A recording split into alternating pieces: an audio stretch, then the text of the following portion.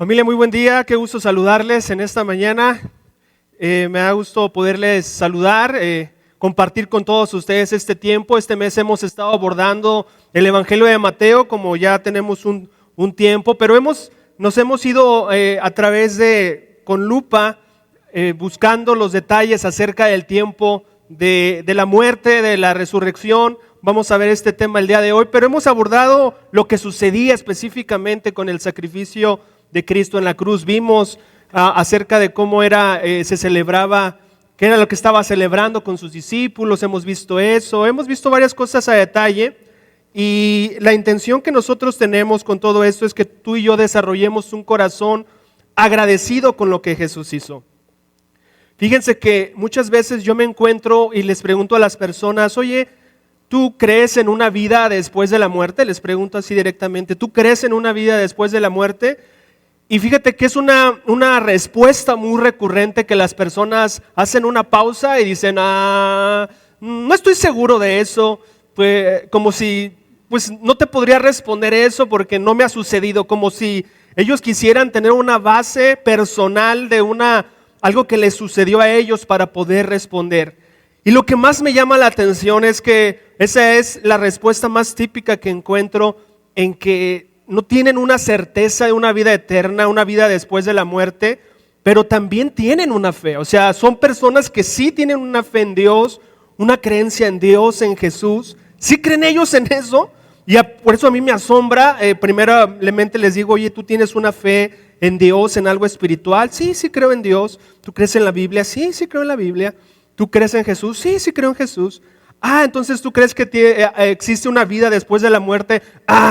Pues no estoy tan seguro. Y eso me queda a mí asombrado. Digo: ¿creen en Dios? ¿Creen en Jesús? ¿Creen en la Biblia? ¿Y no creen en una vida eterna? La Biblia está repleta de todo eso. Por eso es que me asombro.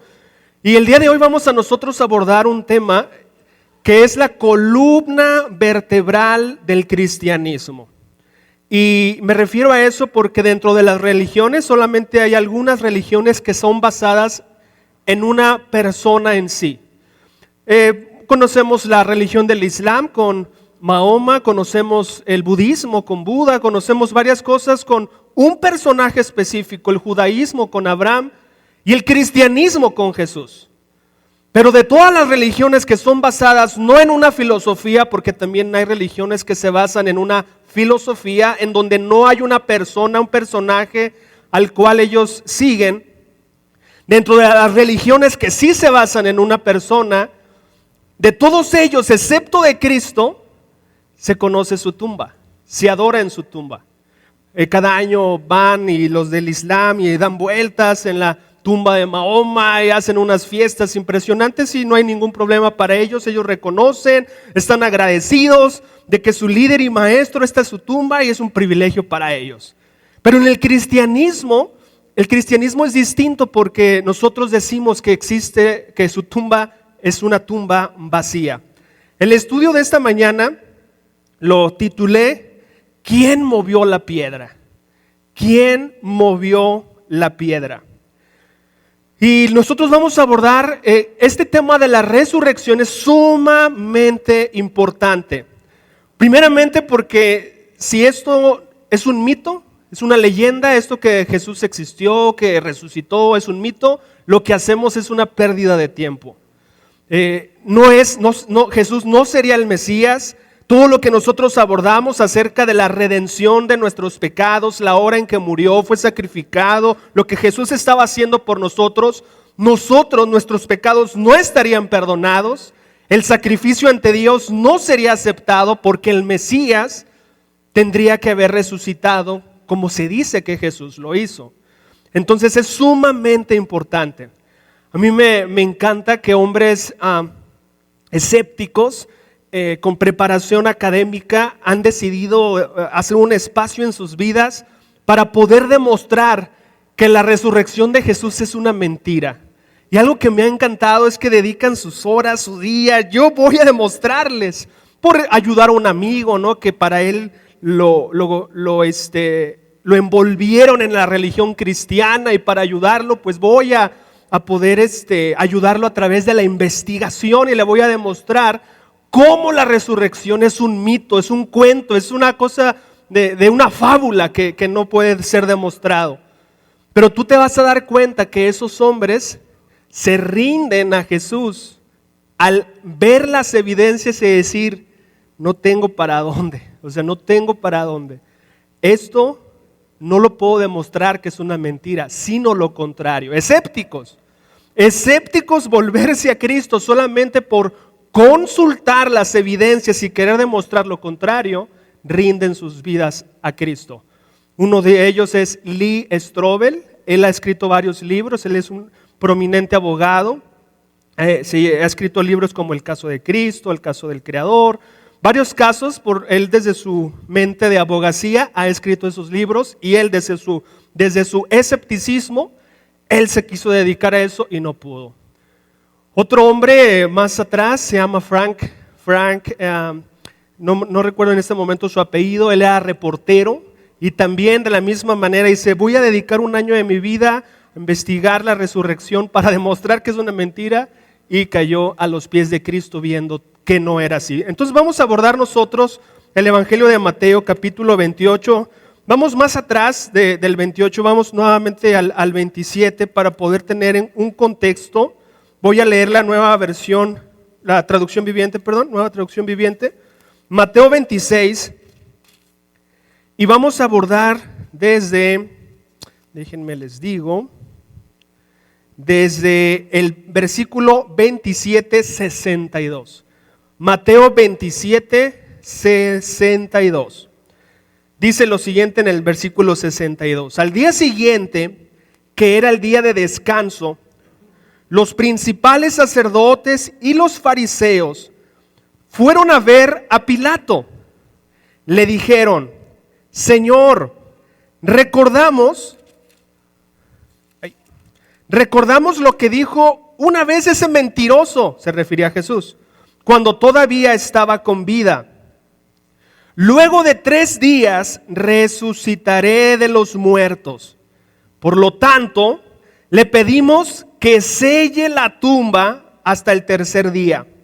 Eso impedirá que sus discípulos vayan y roben su cuerpo, y luego le digan a todo el mundo que Él resucitó de los muertos.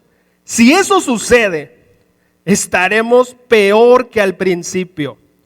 Pilato les respondió, tomen guardias y aseguren la tumba lo mejor que puedan. Entonces ellos sellaron la tumba y pusieron guardias para que la protegieran. Entramos al capítulo 28, versículo 1. El domingo por la mañana, temprano, cuando amanecía el nuevo día, María Magdalena y la otra María fueron a visitar la tumba. De repente se produjo un gran terremoto, pues un ángel del Señor descendió del cielo, corrió la piedra a un lado y se sentó sobre ella. Su rostro brillaba como un relámpago y su ropa era blanca como la nieve. Los guardias temblaron de miedo cuando lo vieron y cayeron desmayados por completo. Entonces el ángel les habló a las mujeres. No teman, dijo. Sé que buscan a Jesús, el que fue crucificado. No está aquí, ha resucitado tal como dijo que sucedería. Vengan, vean el lugar donde estaba su cuerpo. Y ahora vayan rápidamente y cuéntenles a sus discípulos que ha resucitado y que va delante de ustedes a Galilea. Allí lo verán. Recuerden lo que les he dicho. Las mujeres se fueron a toda prisa. Estaban asustadas, pero a la vez llenas de gran alegría, y se apresuraron para dar el mensaje del ángel a los discípulos. Mientras iban, Jesús les salió al encuentro y la saludó. Ellas corrieron hasta él, abrazaron sus pies y lo adoraron.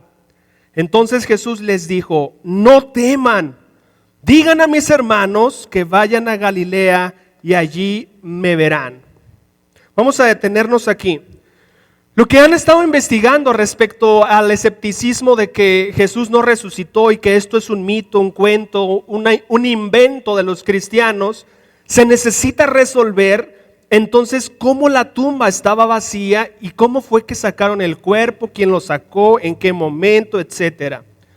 Nosotros hemos abordado con clases anteriores que Jesús y Jerusalén estaban en una gran fiesta de celebración, estaban celebrando la fiesta de la Pascua, la fiesta del Pesaj y la fiesta de los panes sin levaduras que dura 7 días, que primero es la Pascua y después los 7 días, en total son 8 días de celebración.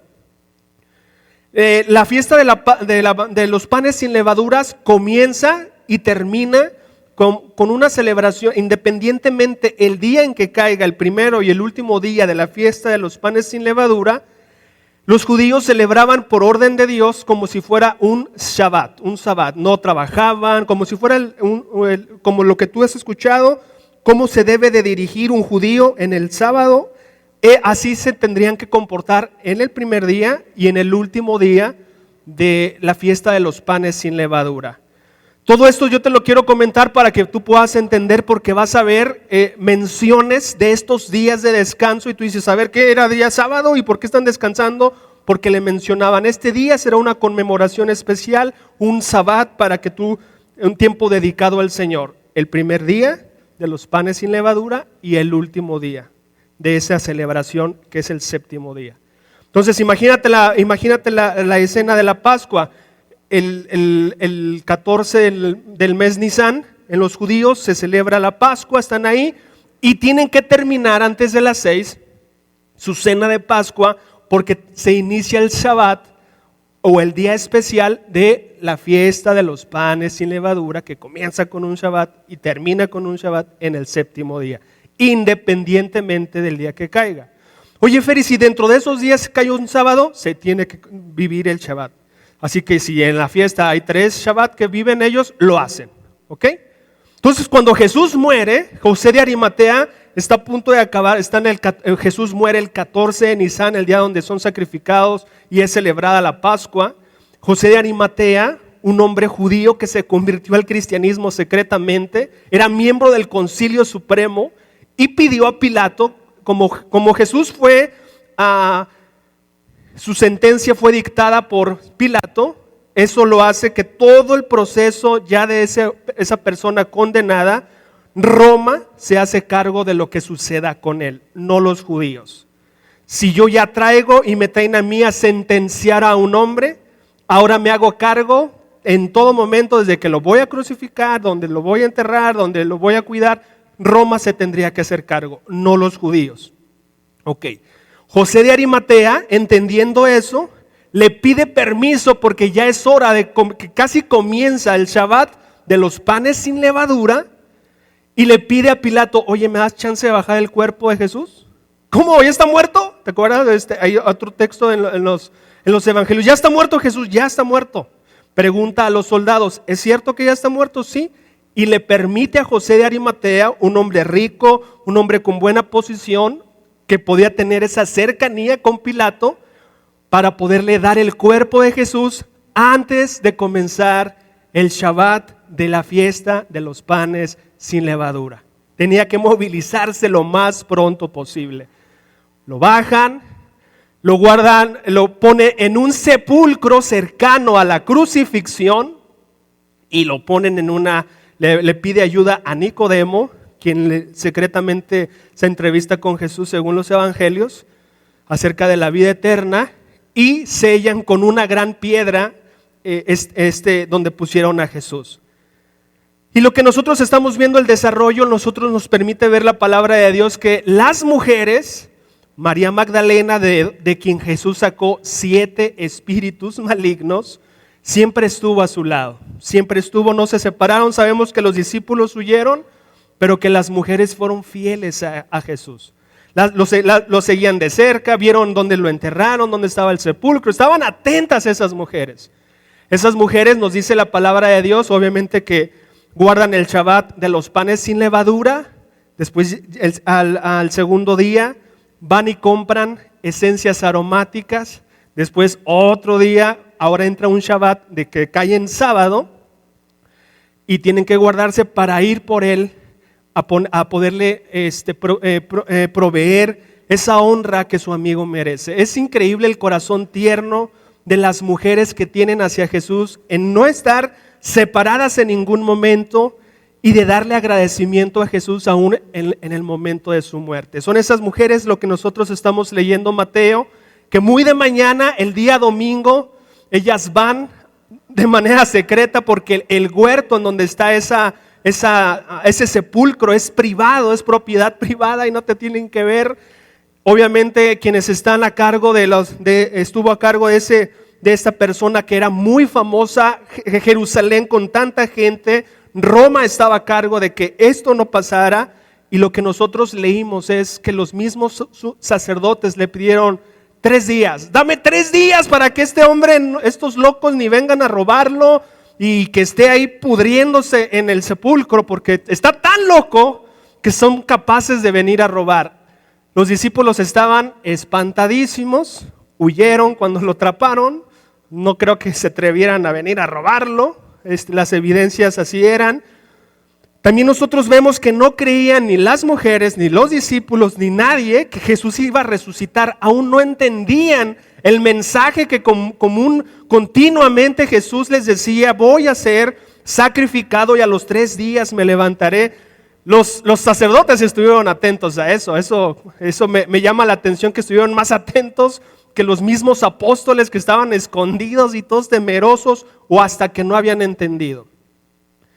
Y obviamente los sacerdotes van ellos no se pueden hacer cargo de que, ¿sabes qué? Vamos a hacer guardia, hay que dividirnos, ¿cuántos sacerdotes somos? Aquí que no pase nadie, 3 días aquí velamos, aquí acampamos, pero no nos roban este cuerpo. No podían hacer eso, porque era Roma quien lo juzgó y que tenían que hacerse cargo de él, y por eso van a Pilato y le dicen: oye, ¿puedes ayudarnos? Este loco dice que iba a resucitar a los 3 días y los discípulos son capaces de venírselo a robar, y la cosa se va a venir peor que antes, y a ti no te conviene, porque pues lo que se necesita es tener la paz, ¿verdad? De la ciudad donde él gobierna.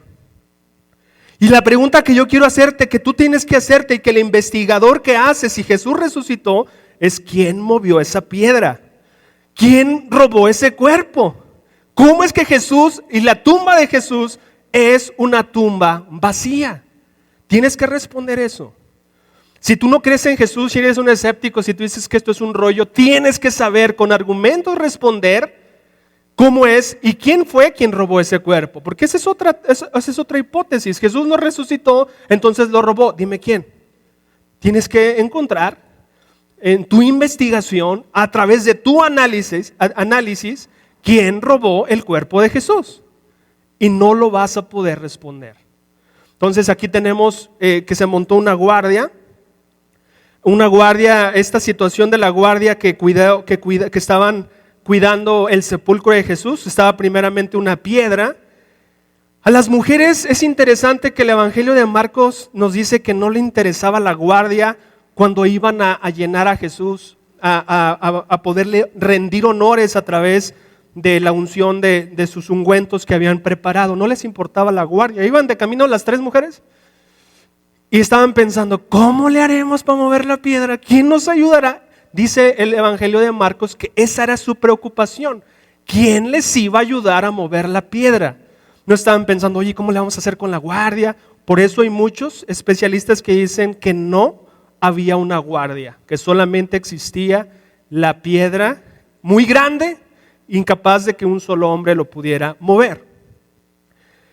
La pregunta que yo quiero hacerte es: ¿quién movió esa piedra? Las mujeres, las 3 mujeres, si esa era su preocupación, no podrían. Especialistas dicen: José de Arimatea. José de Arimatea, que era el dueño, pues necesitó venir por el cuerpo de Jesús para que creyera la gente que resucitó. Lo sacó de ahí y lo metió a otro lugar. José de Arimatea pues era de él este huerto donde estaba este sepulcro, y él lo pudo haber escondido. Son las cosas que las personas se necesitarían preguntarse: ¿de quién pudo haber sido? Los judíos, los sacerdotes, obviamente no pueden desaparecer el cuerpo de Jesús, porque eso jugaría en su contra. Si desaparecen a Jesús y dicen, pues lo que yo quiero es que no piensen que resucitó este hombre, ¿cómo yo lo voy a ir a esconder y sacar de ahí? ¿Sí me explico? No podrían ser ni los sacerdotes, ni las mismas personas de Roma, porque eso jugaba en su contra. Los discípulos, asustadísimos, pensando en otra cosa que no era que resucitara a Jesús. Las mujeres fieles cercanas a Jesús, tampoco pensando que Jesús iba a resucitar. Ellas iban preparadas con un ungüento, como dándoles una sepultura digna a un muerto. Entonces, José de Arimatea, que si es José de Arimatea, ¿puede solo mover esa piedra? No, necesitaba por lo menos de 2, 3 más poder mover esa piedra. Necesitaba de más personas. No lo podría haber hecho solo.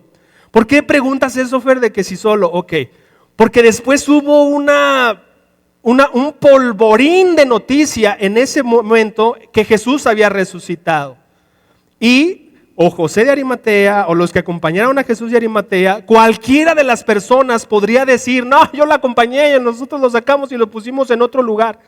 Podrían demostrar que eso fue mentira, que ellos ocultaron el cuerpo de Jesús. Oye, Fer, ¿por qué tanta cosa? ¿A dónde nos quieres llevar? Si tú no estás convencido que Jesús resucitó, no estás convencido de sus enseñanzas. Si tú no estás convencido que resucitó, tú tienes un problema con el pecado ante Dios. O sea, eso ¿quieres leerlo? Mira, vamos a leer qué tan importante era en la mente de las personas la resurrección. Vamos a Romanos 1, 3 y 4, por favor. Romanos 1, vamos a leer la importancia de lo que estamos hablando. Romanos 1, versículos 3 y 4. Dice lo siguiente en el versículo 3. La buena noticia trata de su Hijo. En su vida terrenal, Él fue descendiente del rey David. Y quedó demostrado que era el Hijo de Dios. ¿Cuándo qué dice la Biblia? Dice, cuando fue resucitado de los muertos mediante el poder del Espíritu Santo.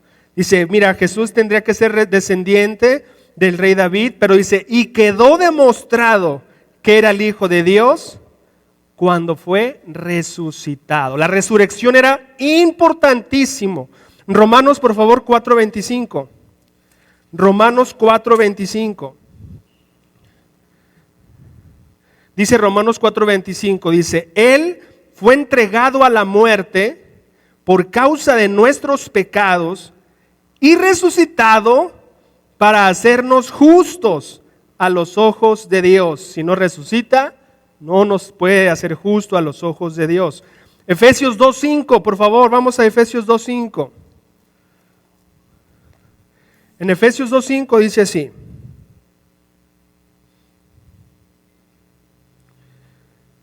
Efesios 2:5 dice, bueno, desde el 4 dice, pero Dios es tan rico en misericordia y nos amó tanto que a pesar de que estábamos muertos por causa de nuestros pecados, nos dio vida.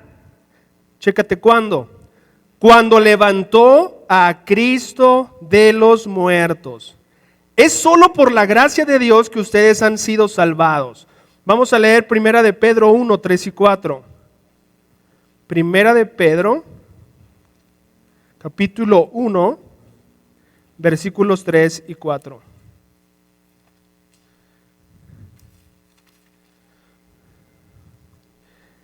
Dice en Primera de Pedro 1, 3, dice que toda la alabanza sea para Dios, el Padre de nuestro Señor Jesucristo. Es por su gran misericordia que hemos nacido de nuevo, porque Dios levantó a Jesús de los muertos. Ahora vivimos con gran expectación y tenemos una herencia que no tiene precio. Una herencia que está reservada en el cielo para ustedes, pura y sin mancha, que no puede cambiar ni deteriorarse. Aquí estamos leyendo de la gran misericordia de Jesús y que fue levantado de los muertos. Primera de Corintios, por favor, 15. Primera de Corintios, regresamos a Corintios. Digo regresamos porque está más para atrás. Primera de Corintios 15, versículo 12 en adelante. Dice, pero díganme lo siguiente, dado que nosotros predicamos que Cristo se levantó de los muertos, porque algunos de ustedes dicen que no habrá resurrección de los muertos, pues si no hay resurrección de los muertos, entonces Cristo tampoco ha resucitado. Y si Cristo no ha resucitado, entonces toda nuestra predicación es inútil y la fe de ustedes también es inútil. Y nosotros, los apóstoles, estaríamos todos mintiendo acerca de Dios porque hemos dicho que Dios levantó a Cristo de la tumba. Así que eso no puede ser cierto si no hay resurrección de los muertos. Y si no hay resurrección de los muertos, entonces Cristo no ha resucitado. Y si Cristo no ha resucitado, entonces la fe de ustedes es inútil y todavía son culpables de sus pecados. En ese caso, todos los que murieron creyendo en Cristo están perdidos. Y si nuestra esperanza en Cristo es solo para esta vida, somos los más dignos de lástima de todo el mundo. Lo cierto es que Cristo sí resucitó de los muertos. Él es el primer fruto de una gran cosecha, el primero de todos los que murieron. Así que, ya ven, tal como la muerte entró en el mundo por medio de un hombre, ahora la resurrección de los muertos ha comenzado por medio de otro hombre. Así como todos mueren porque todos pertenecemos a Adán, todos los que pertenecen a Cristo recibirán vida nueva. Pero esta resurrección tiene un orden. Cristo fue resucitado como el primero de la cosecha, luego todos los que pertenecen a Cristo serán resucitados cuando Él regrese. Y voy a dejar de leer varios textos, pero lo que te das cuenta es que la resurrección es la columna vertebral del mensaje. Cuando yo le pregunto a las personas, oye, ¿tú crees en Dios? Sí, sí creo en Dios. ¿Crees en Jesús? Sí, creo en Jesús. ¿Crees en la Biblia? Sí, crees en la Biblia. ¿Crees que existe una vida después de la muerte? ¿Qué espero yo decir? Claro que creo. La Biblia se la pasa diciéndome que existe la vida eterna. Eso es lo que dice la palabra de Dios de tapa a tapa, que existe Jesús, que existe una vida eterna, que vino a rescatarnos, que vino a salvarnos. Oye, entonces ¿sí crees que existe una vida eterna? Claro que creo, porque la Biblia, Cristo, esa es la predicación central del Evangelio. No es que tuviste a alguien que ya estabas en terapia intensiva, moriste por cierto tiempo y visitaste el cielo y ahora regresaste y estás convencido de que sí existe una vida después de la muerte. Yo espero, familia, que tú estés convencida de que esta vida no es nada. La Biblia se cansa de decirnos, esto es pasajero, aquí esto no es nada a la vida eterna que les espera. Están bien preocupados, ¿cómo van a pagar? ¿Dónde van a vivir? ¿Qué casa voy a comprar? ¿En dónde voy a trabajar? ¿Qué voy a dejarle a mis hijos? ¿En dónde van a estudiar? ¿Van a saber inglés? Están tan preocupados por esto que se va a acabar, que les aseguro que la vida se va a acabar, la tierra se va a acabar. ¿Por qué desgastan sus vidas con preocupaciones que les preocupan a los que viven sin Dios? Eso les preocupa a las personas sin fe, que no creen en Dios, que no creen en una vida eterna, que piensan que es un cuento, porque no se han dado el tiempo de investigar si la resurrección es mentira o es una realidad. ¿De verdad tienen el mismo estilo de vida que las personas que viven sin fe? ¿Están metidos en sus trabajos para sacar dinero como las personas que no tienen una esperanza de vida eterna? ¿Qué evangelio les están predicando? ¿Qué están creyendo? ¿Quieren acumular para tener una herencia, tener cosas, dinero? ¿Qué les pasa? Eso es un estilo de vida de un hombre sin Dios. El hombre de fe, él dice, yo soy aquí no voy a dejar nada y si de algo me he de preocupar, es por mi gente, es por la gente que también va a morir sin Dios y sin esperanza. Yo no voy a estar metido y vendido mi vida al trabajo, a las cosas que no tienen que ver con Dios. Si es que tú crees en el mensaje. El detalle es este. Si Cristo dijo que iba a morir y resucitar al tercer día, tienes un grave problema. Todo lo demás, y esto se cumplió, todo lo demás que dijo es verdad. Si Él dijo que iba a morir y resucitar al tercer día y se cumplió, bueno, eso sí se cumplió, pero todo lo demás que dice y que enseña no se va a cumplir. Es ilógico. No hay argumento, ni las mujeres, ni José de Arimatea, ni los soldados. Esa tumba estaba vacía porque Jesús resucitó de los muertos. Siguiente situación. A ver. Quiero que me expliques esto. Bueno, más o menos. Yo tengo que verificar los datos, verifícalos. Solamente quiero darte el argumento para que sepas hacia dónde tienes que dirigirte. Si esto fuera un mito y fuera un invento, los discípulos, te digo, estaban atemorizados. Y después, en los discípulos, algo cambió. ¿Qué fue lo que cambió? O sea, los discípulos ahora que estaban, no, oye, tú eres de ellos, tú hablas como Galileo. No, que me caiga una maldición. Y, ¿qué? ¿Te acuerdas? Estaban atemorizadísimos de que algo pasara con sus vidas físicamente. ¿Qué pasó? ¿Qué les pasó? Que ahora hasta los matan por llevar el evangelio. ¿Qué los convenció? La resurrección. Ellos vieron no a un fantasma. ¿Te acuerdas a Tomás? Ay, caray. Tomás, tócale. Mete tu dedo en mi costado. Y nos dijo una verdad a todos.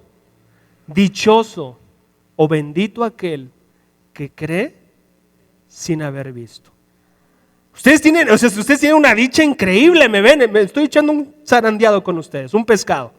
Pues porque lo vean masticar, todos, la piel, la física, porque no es un fantasma.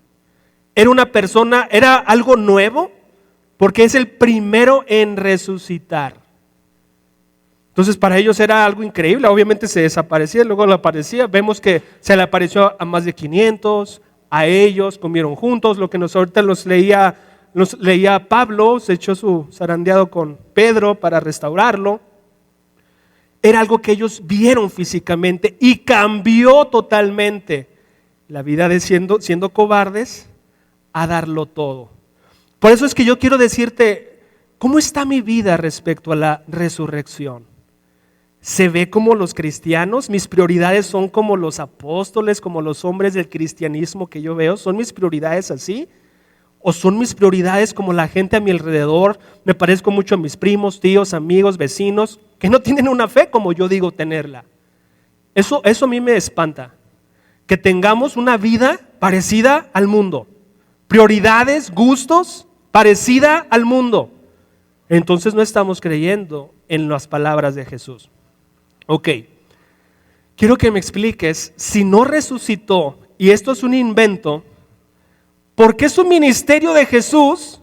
¿Dónde comenzó el ministerio de Jesús después de resucitado? Dice, miren, vayan a las gentes de todas las naciones y prediquen, y les dice 3 lugares y luego habla de todo el mundo. ¿Cuáles son esos 3 lugares? Primero, vayan y prediquen en Jerusalén. Segundo, tienen muchos años, hermanos, díganme cuál es el segundo. ¿Pueden leerlo y tienen su Biblia en su mano? No, ¿cuál Roma? No, vayan a Jerusalén, Samaria, ¿sí? ¿Cuál más? Ese es el cuarto. Judea, Samaria, ¿ok? Y el resto del mundo. Si la resurrección fuera un mito, empezaría su ministerio en donde más era querido y apapachado. Y ese lugar era Galilea. Ahí ayudó a muchos, sanó a muchos, etc. Pero no, la cosa, ¿sabes dónde comienza? En el lugar más hostil, en donde más era odiado, en donde lo crucificaron, en Jerusalén. Explícame, ¿cómo comenzó ahí? ¿Cómo comenzó en Jerusalén si aquí fue el más odiado? Porque hubieron hombres convencidos que fueron testigos oculares de la resurrección. Si Jesús no hubiera resucitado y el cuerpo estuviera ahí y esto fuera un invento, la tumba por lo menos en los primeros 4 años, fuera visitada por gentes piadosos que estaban agradecidos porque los sanó de la lepra, porque les dio la vista, les dio el oído. Estarían agradecidos y visitarían la tumba de Jesús en adoración. Gracias, Jesús, estoy agradecido contigo, como otras tumbas de hombres sagrados. ¿Sabes cuántos iban? 0. Nadie fue. De todos los hombres y multitudes que Jesús alimentó, ayudó, nadie fue a la tumba de Jesús, porque se consideró que la tumba estaba vacía y que Jesús resucitó. No tienes evidencias ni elementos para decir, fue un mito, Fer, a ver, ¿qué más hago? ¿Qué más? No hay explicación. Lo que estamos leyendo son hechos históricos y reales. La tumba estaba vacía porque el Nazareno, porque Jesús resucitó como Él lo había dicho. Entonces, aquí, ¿quién movió la piedra? Pues obviamente Dios. Dios decidió sacar a Jesús de la tumba, demostrar a la gente que resucitó, y no hay evidencias más que de un Cristo resucitado, comenzando un ministerio explosivo en el lugar más hostil, que es Jerusalén, Judea, Samaria y en los confines de la tierra. Ahora, nuestro maestro nos dice, no se preocupen por las cosas de este mundo, yo se las daré. Yo quiero que nosotros podamos ver, esta clase tiene que ver con, yo creo en la resurrección, yo creo, impacta mi vida, sus palabras las temo, las agradezco. También preocupados y bien angustiados porque no les alcanzan los puntos para el Infonavit. Y tienes una mansión celestial. Pero aquí estás bien amargadillo. Y no, mira, ya se compró mi amigo una casa en un coto con alberca. ¿No te alcanza? ¿Por qué no te alcanza? Porque no estás metido en el trabajo y estás ahí queriendo. ¿Son otras tus prioridades? ¿Sabes? Una iglesia que sigue al Maestro es una iglesia que adora a un Rey vivo. Me siento bien agradecido con Dios, porque cuando tú oras, verdaderamente hay un camino ante Dios abierto, porque Él abrió y rompió la cortina para que tú tengas un acceso íntimo ante la presencia de Dios. Verdaderamente eso sucede. Verdaderamente tus pecados entonces fueron perdonados. Verdaderamente Dios te está esperando en la vida eterna. Verdaderamente vas a resucitar, porque Él ha mostrado que la resurrección existe y Él la demostró siendo el primero en resucitar de muchos. Oye, Fer, pero pasó hace muchos años, ¿sí? Yo te invito a que creas y que tengas fe. Ese es nuestro reto, eso es lo que nosotros, pero yo quiero que pienses cómo es mi vida, cómo son mis prioridades, qué es lo que me preocupa. Si hoy muriera, ¿estarías con Dios? ¿Te irías al lugar de castigo o al lugar de recompensa, cielo o infierno, si hoy fallecieras? Pues yo creo que estaría en término medio, Fer. Es la respuesta típica, Término medio, no soy ni bueno ni malo. Mira, yo creo que Dios sería bueno conmigo. Pues Él te dice, si tu ojo derecho te hace pecar, Él te dice, guíñelo. Te dice, sácatelo. Más vale que entres tuerto a que te echen y te arrojen al fuego del infierno. Jesús, el que dijo que al tercer día resucitó. Sus enseñanzas eran de una radicalidad de vivir sin pecado. Hoy nos permitimos vivir juntos sin estar casados, tener sexo siendo solteros, abortar porque la ley lo permite, un montón de cosas. ¿Cómo sería un grupo de personas que creen que Jesús resucitó, que es su Señor y que todo lo que dice es verdad, que no tienes elementos para refutarlo? ¿Cómo sería su adoración? ¿Cómo serían sus prioridades? ¿Cómo sería su estilo de vida? ¿Qué buscarían sus hijos? ¿Qué buscarían su esposo? ¿Qué se permitiría en su vida? ¿Qué tan urgente sería en arrepentirse y en cambiar? Eso tendría que ser un espejo para nosotros. Si hoy tuviésemos un espejo gigante en esta barda, en esta barda aquí, reflejaría cristianos que adoran a Jesús vivo? ¿O que pensamos que el evangelio es solamente para esta vida? Lo que acabamos de leer en Corintios dice, si la predicación solamente por esta vida seríamos los más desdichados de esta vida. Alégrate. Por eso Jesús decía, ay muchachos. No, Jesús expulsamos y nos obedecía a los demonios, le decíamos, en el nombre de Jesús te expulso, y lo veíamos huir. Ay, mis muchachos, ¿saben de qué se alegren? De que su nombre está escrito en el libro de la vida. No de lo que pase circunstancialmente. Lo más fuerte es que hoy muchas personas sus nombres no están escritos en el libro de la vida.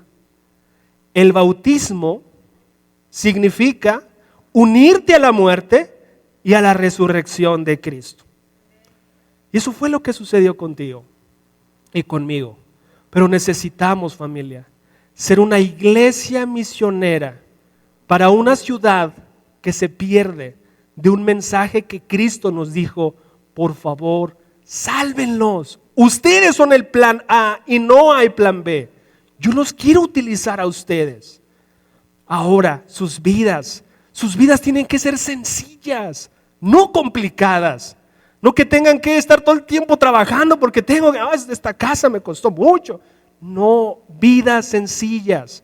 Si tienes esa expertise, esas cosas increíbles en tu mente que puedes hacer gran dinero, pero que no te lleva toda tu vida o tu día, que sacrificas hijos, esposas, espiritualidad, todo por estar metido y pagar tus terrenos y tus cosas, de tus ideas.